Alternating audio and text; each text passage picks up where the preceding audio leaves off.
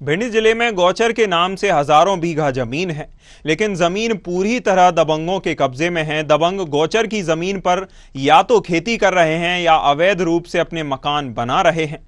दूसरी ओर गौवंश से फसलों को बचाने के लिए किसान भी दिन रात खेत पर पहरा दे रहे हैं। ऐसे में कभी फिल्म और राजनीति में काम करने वाले केदार सिंह बाराकला ने पहल की है। वे गौवंश की सेवा करने के साथ सरकार से गौचर की जमीन दबंगों से मुक्त करवाकर गौ अभयारण्य बनवाने की मांग कर रहे हैं।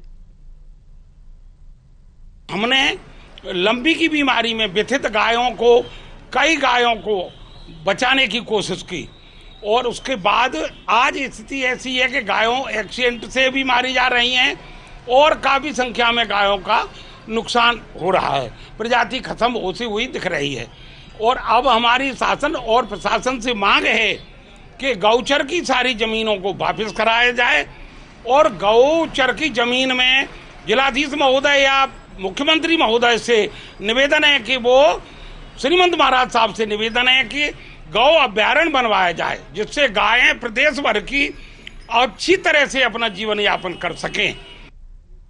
जिले के कछवाहा घार समिति और उसके पदाधिकारी भी गौवंश की सेवा कर रहे हैं।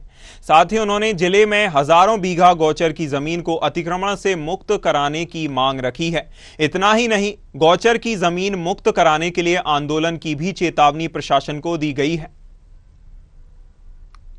तो प्रशासन से यही हम गुजारिश करेंगे, मांग करेंगे कि गाय के लिए कुछ किया जाए। जैसे गोचर जमीन है, आज जो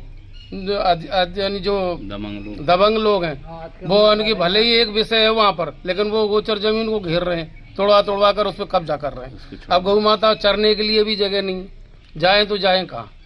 इसलिए प्रशासन से यही कहेंगे कि गोचर जमीन को छोड़ के वहाँ गाय का अभयारण्य बना दिया जाए, जिससे ये गौ माता हमारी कुछ सुरक्षित हो सके।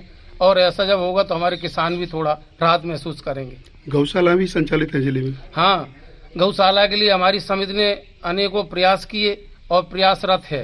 गांव गई, जैसे ओजा ग्राम में गए हमारी समिति के सदस्य सभी लोग गए, पदाधिकारियों ने वहाँ ग्राम समाज को एकत्रित किया और इस पे काफी जोर दिया।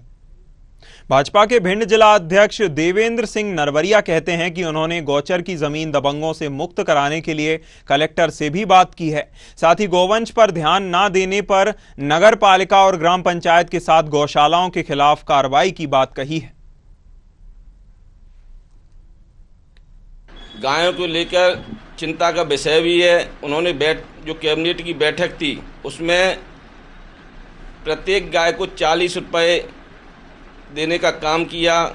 एक परिवार अगर 10 गायें रखता है तो उसको 400 रुपये प्रतिदिन दिए जाएंगे। यह एक सराहनीय पहल है और मध्य प्रदेश सरकार हमेशा गायों के लेकर, हमारे प्रशासन में जो कलेक्टर उनसे भी बार बार चर्चा हुई है।